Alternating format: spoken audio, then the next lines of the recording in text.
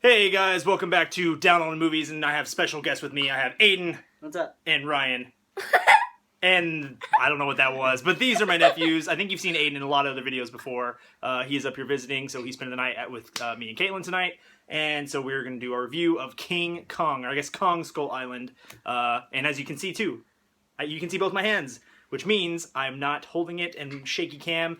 I have a tripod now, and so now I can be professional and join society again. I can tripod is AKA is Caitlin holding the camera. No. Yeah, I was like, yeah, Caitlin's holding the camera. I'm making her stand very still. It's hard not to get her to move. No, I'm actually very excited to have this tripod. Now I can actually do more and not have to worry about. I can be in a different setting. See, before I had it leaned against my bookshelf, so that way I can actually not have to hold it anymore.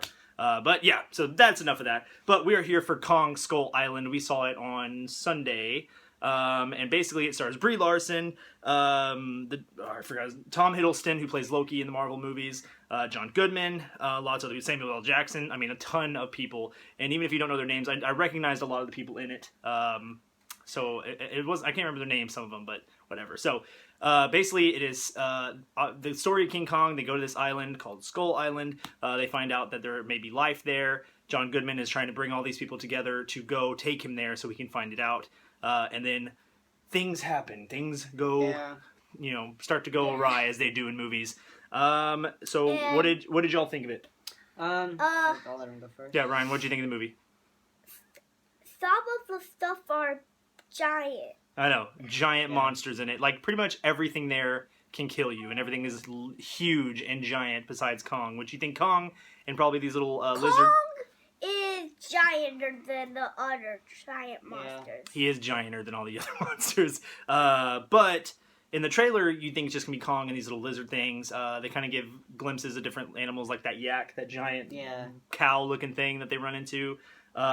Without spoiling anything, I guess it's been out this weekend, but I'll try not to spoil stuff for people who hasn't seen stuff. But that giant spider-looking thing.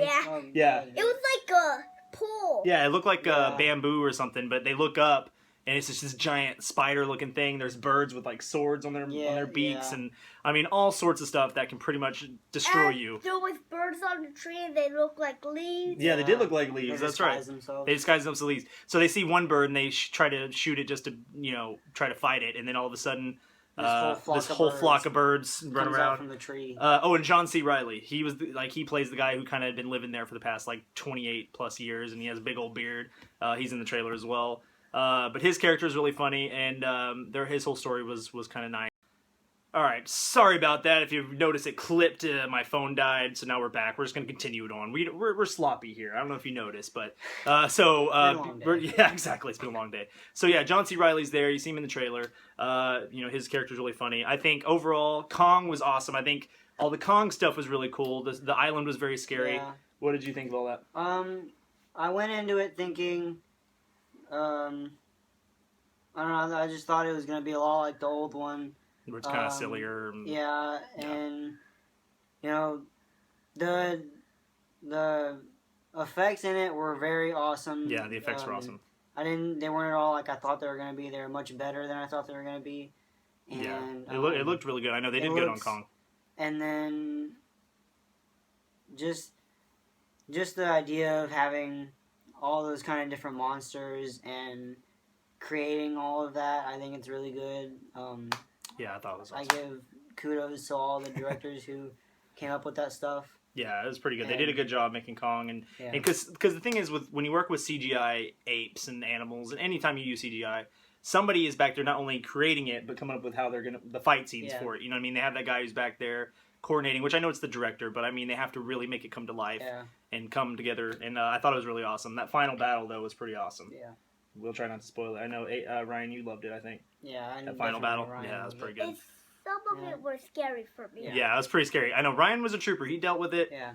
There's a couple parts that made me jump because I just wasn't expecting it. But overall, I think Kong Skull Island was good enough. I mean, for what? Oh.